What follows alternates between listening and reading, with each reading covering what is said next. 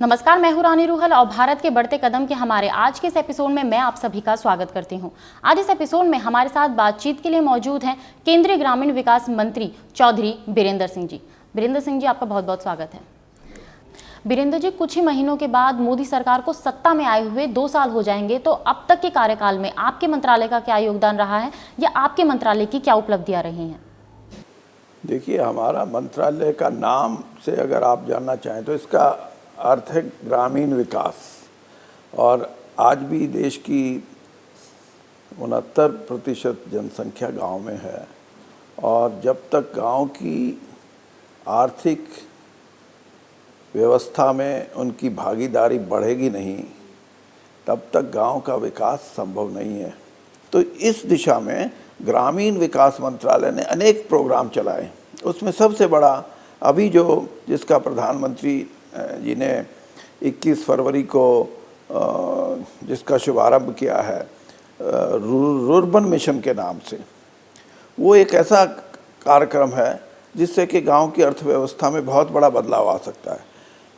Rurban mission में हम सारे देश में 300 गांव के समूह बनाएंगे।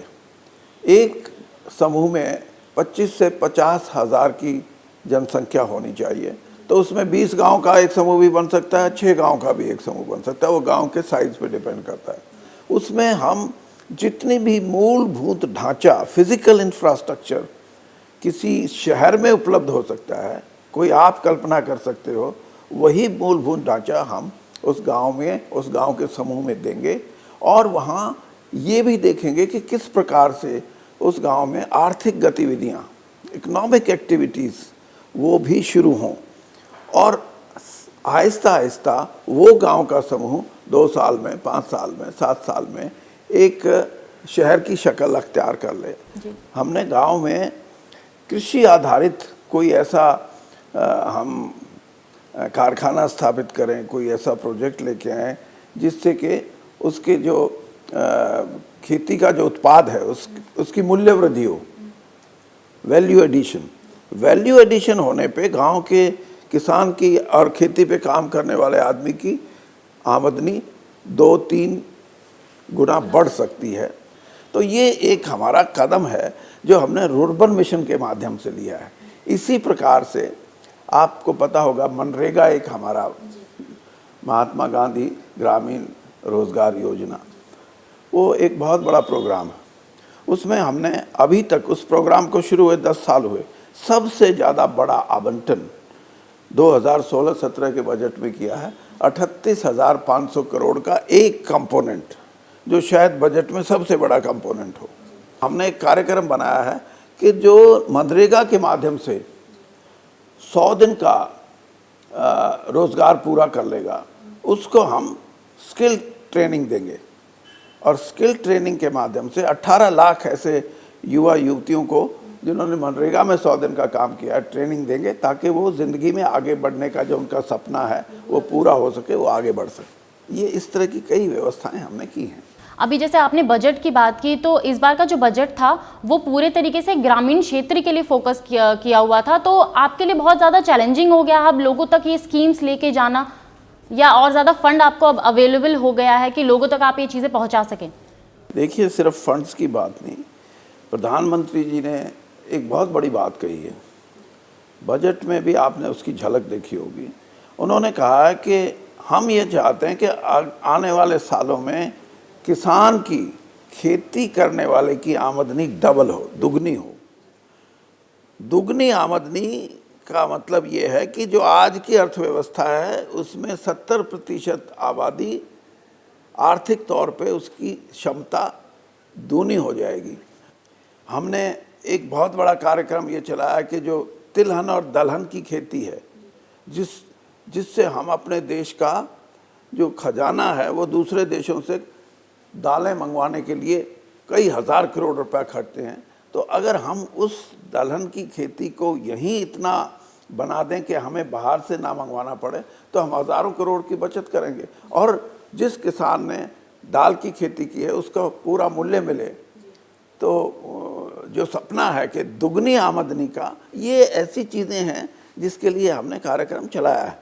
इसी तरीके से मैं बताना चाहूँगा कि कृषि में उत्पादकता बढ़ाना, इस देश में हमने ये फैसला किया है कि मनरेगा के माध्यम से हम 5 लाख डगवेल, कुएं किसान के खेत में वो बनाएगा तो उसका पैसा मनरेगा के माध्यम से हम लगाएंगे। इसी प्रकार से 5 लाख के करीब हमने जो तालाब हैं उनको पानी इकट्ठा करने के लिए खेत में या दूसरी जगह उनको इस्तेमाल करेंगे ताकि पानी का जो लेवल जो नीचे गिरता जा रहा है वो बढ़े और किसान को पानी उपलब्ध हो अपनी खेती को पकाने के लिए।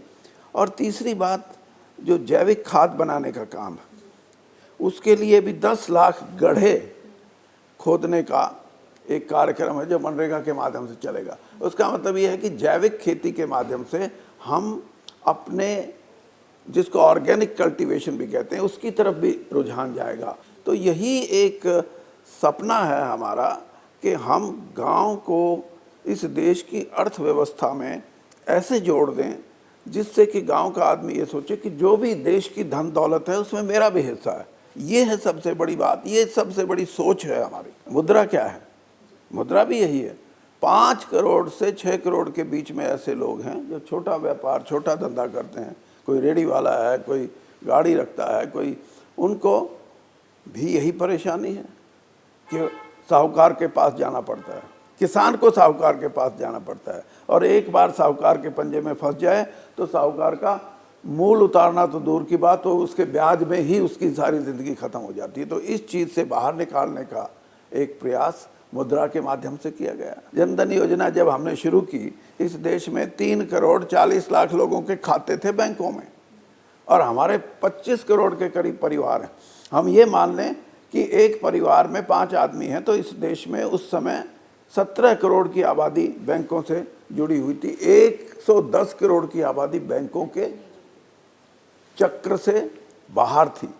तो जो फाइनेंशियल इंक्लूजन है या इन्फ्यूजन है, ये भी प्रधानमंत्री की सोच का एक बड़ा हिस्सा है। और आप देखेंगे कि पिछले 9-10 महीने में जब से ये स्कीम शुरू हुई है, 3.5 करोड़ 40 लाख से आज बैंकों में 20 करोड़ से ज़्यादा खाते खुल गए। तो जब हमने ये मान के चलते हैं कि इस देशवासी जो अंतिम छोर पे भी जो खड़ा है उसको भी देश की अर्थव्यवस्था का अगर हिस्सा नहीं बनाया जाएगा तो ये कल्पना करना कि हम एक बहुत बड़ी आर्थिक शक्ति हैं, मैं इससे सहमत नहीं हूँ। इसलिए इस दिशा में हमने प्रयास किए हैं कि हर आदमी को देश की आर्थिक व्यवस्था की मजबूती में जोड़ा जाए। लोगों तक आज भी पीने का जो साफ पानी है वो भी अवेलेबल नहीं है, तो उसके लिए आप क्या कर रहे हैं अभी? हमारा निशाना है 2022 तक, जब देश 75वीं आज़ादी की वर्षगांठ मनाएगा, तो इस देश में 90% लोगों को हम पाइप्ड वाटर सप्लाई देने का हमारा संकल्प है। और हाँ, एक बात ज़रूर है कि आज देश में जो ग्राउंड वाटर जिसको बोलते हैं, नीचे ज़मीन से नीचे के पानी की उपलब्धता 85% जो पीने का पानी है वो हम नीचे ग्राउंड वाटर से लेते हैं, और 15% है सिर्फ जो नदी से, नहर से या किसी झील से। हमारा ये संकल्प है कि हम इसको पलटेंगे, रिवर्स करेंगे। आने वाले समय में 85% पानी की उपलब्धता हम सरफेस वाटर से, यानी ऊपर के पानी से, नहर से, दरिया से, नदी से, झील से, बारिश के पानी को उसकी हार्वेस्टिंग करके, उसकी हार्नेसिंग करके, उसको इकट्ठा करके वो पानी अगर हम सप्लाई करेंगे तो वो स्वच्छ पानी है। नीचे के पानी में अनेक प्रकार की बीमारियां पैदा हो चुकी हैं। स्वच्छ भारत का मतलब ये है कि देश स्वच्छ तभी होगा जब पीना भी, खाना भी उनका स्वस्थ होगा। और स्वस्थ देश वो होता है जो आगे बढ़ता है। ग्रामीण क्षेत्र के विकास की अगर हम बात करें तो उसमें पंचायत राज के विकास की भी बात उठती है। तो पंचायत को किस तरीके से आप और ज़्यादा डेवलप कर रहे हैं ताकि वो गांव की जो समस्याएं हैं उनको सॉल्व कर सकें? देखिए, हमारे देश में 2,58,000 पंचायत हैं और 14 वित्तीय जो आयोग है उसने उसकी सिफारिशों को हमने यूँ का यूँ मान के अगले 5 साल में 2 लाख करोड़ रुपया 2 लाख करोड़ रुपया देश की पंचायतों को सीधे जाएगा और उनको उस पैसे का सही उपयोग करने की पूरी छूट होगी। किसी का इंटरफेरेंस नहीं होगा, कोई दखल नहीं देगा, चाहे राज्य सरकार की बात कहिए, केंद्र सरकार की हो, किसी। और हमने उनको, ताकि वो, क्योंकि पंचायत से आप ये भी अपेक्षा नहीं कर सकते कि वो डिज़ाइन बना देंगे, वो एस्टीमेट तैयार कर देंगे, उनका कोई इंजीनियरिंग नॉलेज है या कोई अपना हिसाब किताब ठीक रख सकेंगे। तो उनके लिए हमने बेयरफुट टेक्नीशियंस तैयार किए हैं, करने हैं 10,000 के करीब। इसी प्रकार से उनका हिसाब किताब रखने के लिए भी एक बहुत बड़ी कई हज़ार युवाओं की ज़रूरत है, ताकि वो उनको एक गाइडेंस के रूप में उनकी सहायता मिल सके और वो अपना वार्षिक बजट बनाएं। वार्षिक बजट के अनुसार उसमें काम देखें कि इस साल हमारे ये प्राथमिकताएं। तो ये सारे का सारा काम गांव की पंचायतों को सौंपा गया है। तो अब सीधा जाएगा तो उस पैसे का सही इस्तेमाल गांव के विकास के लिए होगा। और यही पंचायती राज की जो कल्पना है, जो गांधी जी कहते थे कि स्वराज तो गांव में हो, और गांव में स्वराज तब हो जब मिनिमम उनके ऊपर रुकावटें हों सरकार की, तो ही वो अपनी आज़ादी से फैसले लेंगे। तो ये है, हम कर रहे हैं इस पे। वीरेंद्र जी, अगर कोई आपसे मिलना चाहता है, अपनी समस्याएं आपके साथ शेयर करना चाहता है, तो वो कैसे मिल सकता है आपसे? मेरे को तो हर रोज़ सैकड़ों लोग मिलते हैं और चाहे कोई टेलीफोन कर दे मैं तो वो भी सुन लेता हूँ। आप अगर जनता के प्रतिनिधि हैं तो आपका कर्तव्य नहीं, आप का एक ये मुख्य उद्देश्य होना चाहिए कि the more I am close to the people, the more I am acceptable to the people. That should be the philosophy. Virendra ji, आपने अपना कीमती समय में दिया, उसके लिए आपका बहुत बहुत धन्यवाद। धन्यवाद।